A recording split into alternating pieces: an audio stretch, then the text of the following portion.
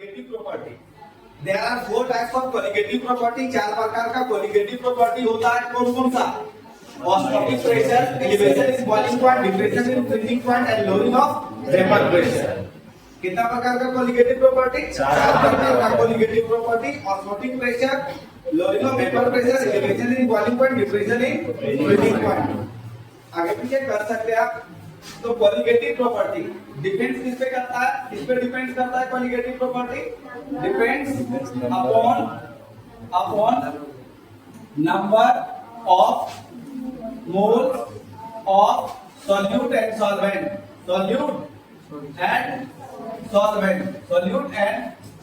बहुत सारे लोगों का ऐसा मानना है कि कोलिगेटिव प्रॉपर्टी जो होता है केवल number of moles of solute पे डिपेंड करता है, but according to the definition of NCERT, लेकिन अगर एनसीईआरटी का डेफिनेशन के हिसाब से देखिएगा तो वो कहता है कि कोलिगेटिव प्रॉपर्टी सॉल्यूट और सॉल्वेंट दोनों का नंबर ऑफ मोल्स पे डिपेंड करता है। टाइप्स में गए तो हम लोग को पता चला ऑस्मोटिक प्रेशर एक टाइप होता है कोलिगेटिव प्रॉपर्टी का। तो ऑस्मोटिक प्रेशर को समझने से पहले ना तुमको ऑस्मोसिस को समझना पड़ेगा। ऑस्मोसिस को समझना पड़ेगा। क्या होता है ऑस्मोसिस? क्या है ऑस्मोसिस? इसमें क्या है ऑस्मोसिस? कहता है ना कि ऑस्मोसिस एक ऐसी प्रक्रिया है जिसमें दो अलग अलग कंसंट्रेशन का सॉल्यूशन को, यानी एक कह सकते हैं एक डाइल्यूट सॉल्यूशन और एक concentrated solution. When a dilute solution and a concentrated solution is separated by a semi-permeable membrane, SPM, semi-permeable membrane, कहता है कि जब डाइल्यूट सॉल्यूशन को कंसंट्रेटेड सॉल्यूशन से सेपरेट करते हैं किसी सेमी-परमेबल मेम्ब्रेन से, तो सॉल्वेंट पार्टिकल का मूवमेंट सॉल्वेंट पार्टिकल का मूवमेंट डाइल्यूट से कंसंट्रेटेड सॉल्यूशन के तरफ होता है। इसी प्रक्रिया को कहा जाता है ऑस्मोसिस। क्या बोलेंगे? When dilute solution and a concentrated solution is separated by a semi-permeable membrane, then the movement of solvent particle takes place from dilute solution to concentrated solution. तो solute particle का movement dilute solution से concentrated solution की तरफ होता है। The process is known as osmosis. इसी प्रक्रिया को कहा जाता है क्या? Osmosis. क्या कहते हैं इसको? Osmosis. Osmosis को अगर गहन अध्ययन करेगा, इस पर इसका अगर अच्छे से अध्ययन करेगा तो तुमको पता चलेगा कि ऑस्मोसिस में ध्यान देने लायक बात है कि केवल जो मूवमेंट होता है ना, जो मूवमेंट होता है वो केवल सॉल्वेंट पार्टिकल में होता है, सॉल्यूट पार्टिकल में मूवमेंट नहीं होता है। ठीक, जैसे अगर हम लोग कीचड़ में किसी चने का बीज को डाल दे, तो चना का बीज सिकुड़ा हुआ रहता है, वो फूल जाएगा। इसका मतलब ये नहीं हो केवल पानी को एब्जॉर्ब करेगा, मतलब सॉल्वेंट को एब्जॉर्ब किया, कीचड़ को एब्जॉर्ब नहीं करता है। कीचड़ पार्टिकल चने के अंदर नहीं जा सकता है। ये सबसे परफेक्ट एग्जांपल लगता है हमको अकॉर्डिंग टू मी ऑस्मोसिस का। ठीक, कभी-कभी कुछ लोगों के द्वारा ऐसा भी कहा जाता है कि ऑस्मोसिस की प्रक्रिया में, ऑस्मोसिस की जो प्रक्रिया हम लोग करते हैं उसमें ना नमक डाल दो, किसमें? पानी के अंदर, और देन उसमें चना डाल दो। तो ऐसा करने से कभी-कभी चना नमकीन हो जाता है, यानी उसमें सॉल्यूट पार्टिकल पास कर गया। वो परफेक्ट एग्जांपल नहीं होता है। खैर, उसमें नहीं जाना है कि एग्जांपल क्या है, पहले प्रोसेस को पता करना है। क्या बोलेंगे प्रोसेस में हम लोग ऑस्मोसिस में? कि जब एक डाइल्यूट सॉल्यूशन को कंसंट्रेटेड सॉल्यूशन से सेमी परमेबल मेम्ब्रेन के थ्रू सेपरेट करते हैं, तो सॉल्वेंट पार्टिकल का मूवमेंट कहां से कहां की तरफ होता है? डाइल्यूट से कंसंट्रेटेड तरफ होता है।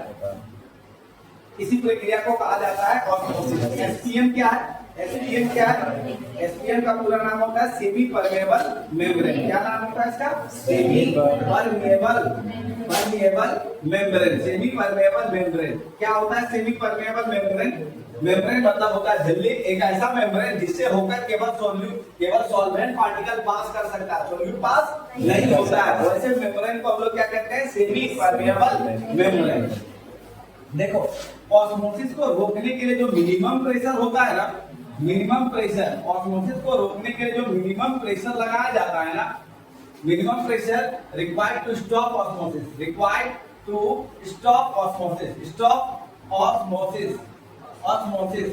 Minimum pressure required to stop osmosis. इसी को कहते हैं क्या? OP, osmotic pressure. The minimum pressure which required to stop osmosis is known as osmotic pressure. वह सबसे कम प्रेशर जो जरूरी होता है ऑस्मोसिस की प्रक्रिया को रोकने के लिए, उसी को कहा जाता है osmotic pressure.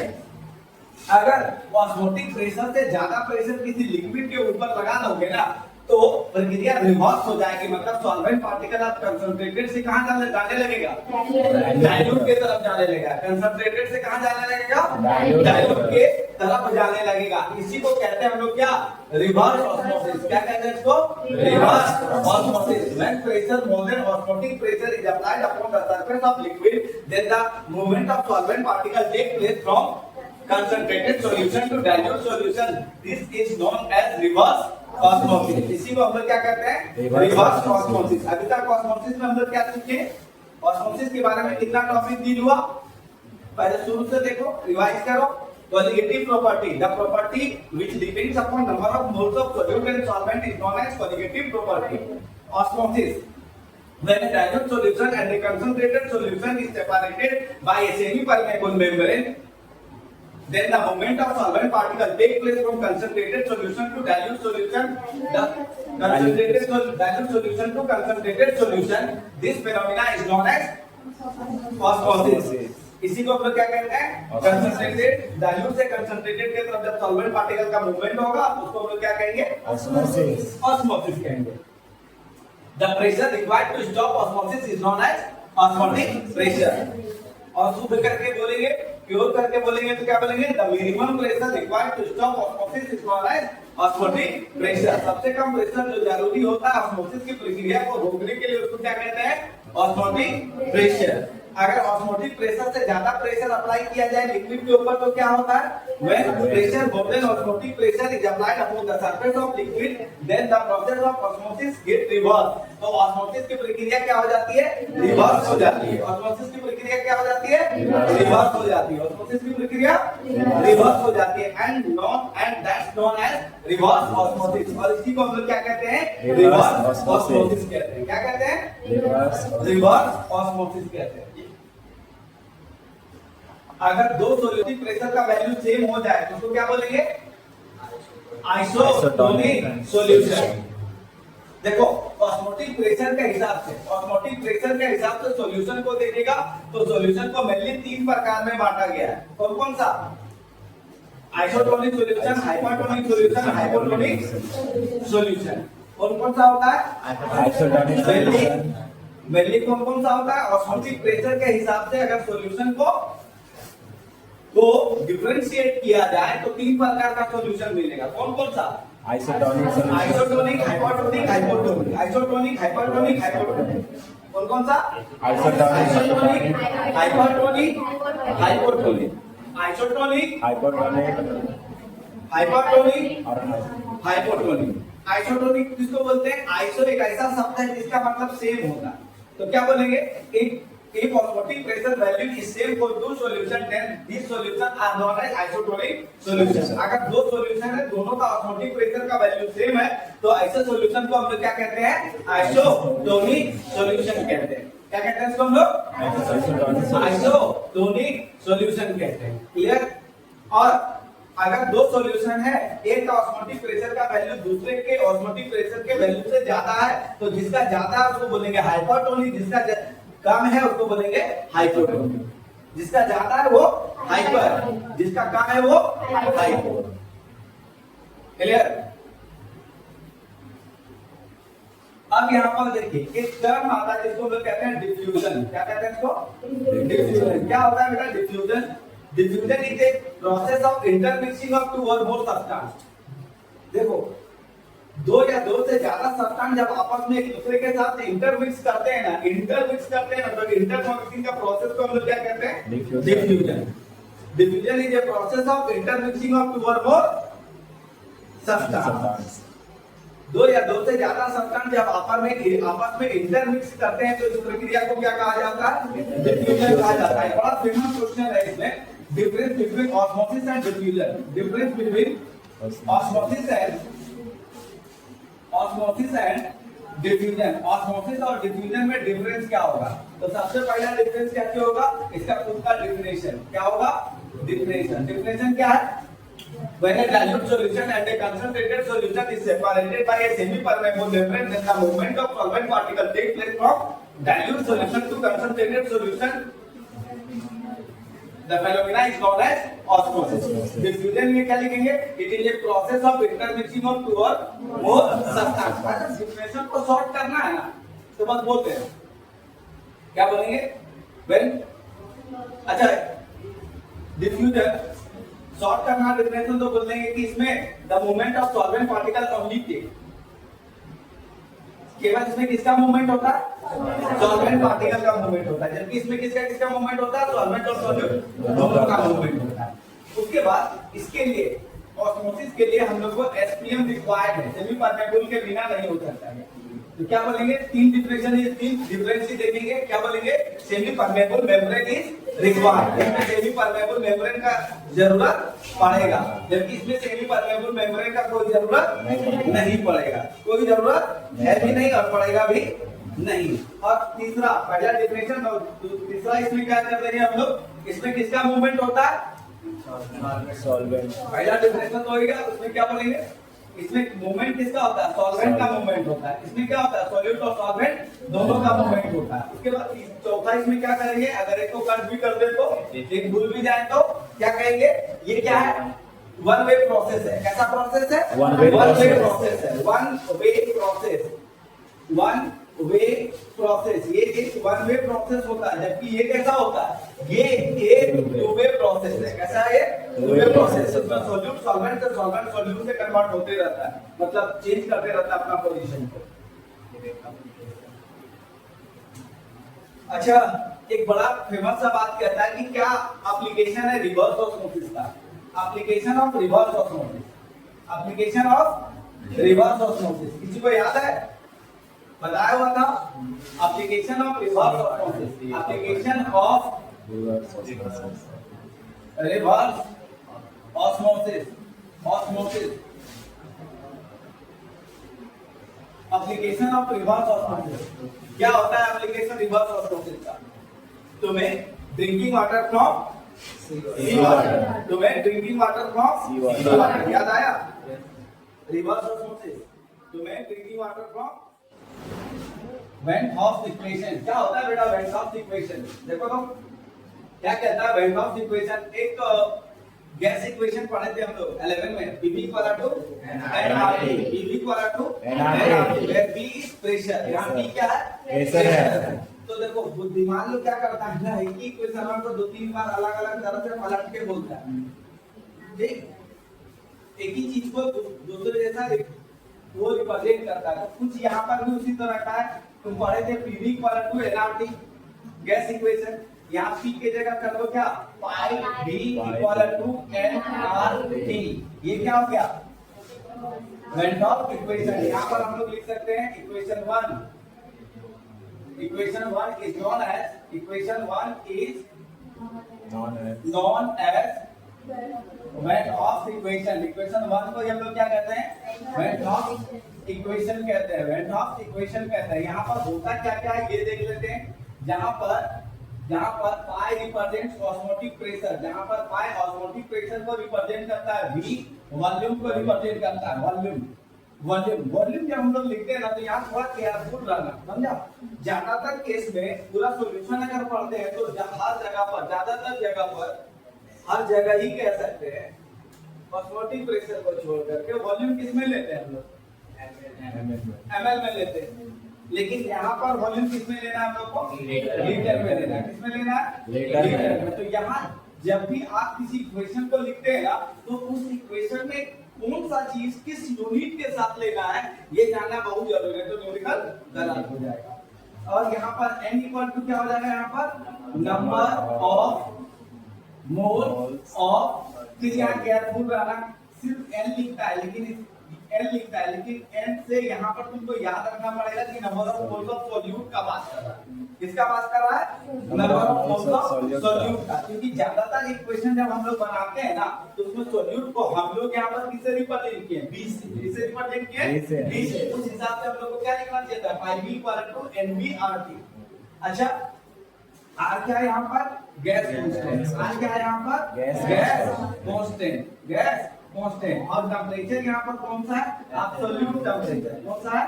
Absolute temperature। Temperature. Absolute temperature का क्या मतलब है? किसमें होना चाहिए टेम्परेचर? केल्विन। किसमें होना चाहिए? केल्विन। केल्विन। केल्विन में होना चाहिए ना, कंफर्म ना, केल्विन। तो हम लोग कहेंगे कि वेंटॉप इक्वेशन क्या है? Pi equal to NRT. Pi equal to NRT को हम लोग वेंटॉप इक्वेशन कहते हैं, जहां पर पाई ऑस्मोटिक प्रेशर को रिप्रेजेंट करता है, वी वॉल्यूम को रिप्रेजेंट करता है, N number of moles of solute को रिप्रेजेंट करता है, आर गैस कांस्टेंट को रिप्रेजेंट करता है, और T absolute molecular mass of solute. Molecular mass of solute on the basis of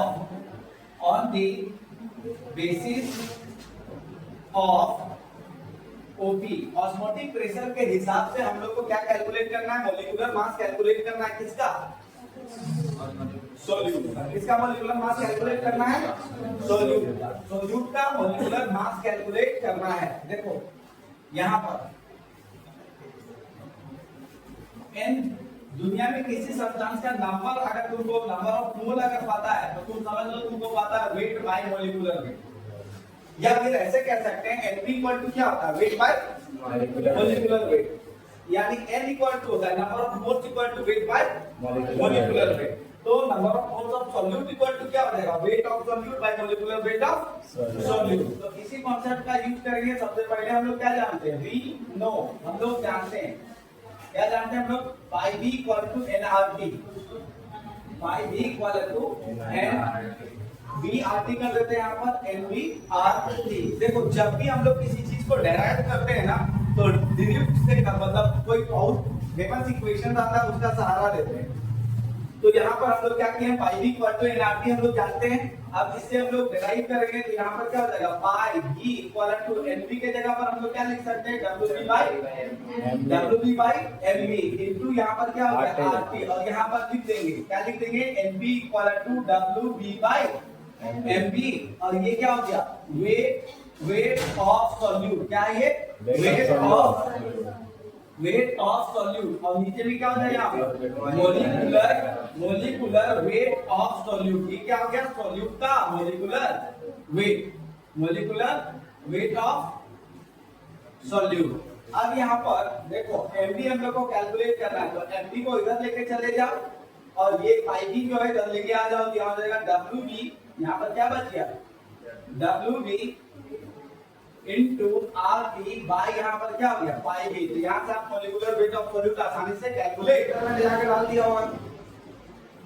समुद्र में सुखा ऐसे भी सॉल्ट है, उसका कंसंट्रेशन वैसे भी ज्यादा है। तो उस यानी हम कहना चाहते हैं अगर सॉल्वेंट का मात्रा तुमको नहीं पता है ना, और सॉल्यूट का मात्रा पता भी है, तो भी तुम कंसंट्रेशन नहीं बता सकता। समझा? और अगर सॉल्वेंट का ही मात्रा पता, सॉल्यूट का भी नहीं पता है, दोनों में से किसी एक का मात्रा अगर अमाउंट तुमको नहीं पता है, तो कंसंट्रेशन कभी पता नहीं चलेगा। और अगर दोनों का अमाउंट तुमको पता है, तभी तुमको क्या पता चल सकता है? कंसंट्रेशन पता चल सकता है। समझा? यानी कंसंट्रेशन हम कहाँ लाना चाहते हैं? कंसंट्रेशन एक ऐसा फैक्टर है जो सॉल्यूट और सॉल्वेंट दोनों पर डिपेंड करता है, दोनों के नंबर ऑफ मोल्स पे डिपेंड करता है, दोनों के नंबर ऑफ मोल्स पे डिपेंड करता है। इसी से रिलेटेड एक क्वेश्चन पूछेगा, तुमको बोलेगा प्रूफ करो, proof that OP is a CP, OP is a CP। ये ऑस्मोटिक प्रेशर क्या है? वो निगेटिव फ्लो करती है। देखने में छोटा, जो चीज देखने में छोटा होता है गंभीर घाव करता है, नहीं देखिए में छोटा लगे घाव करे गंभीर।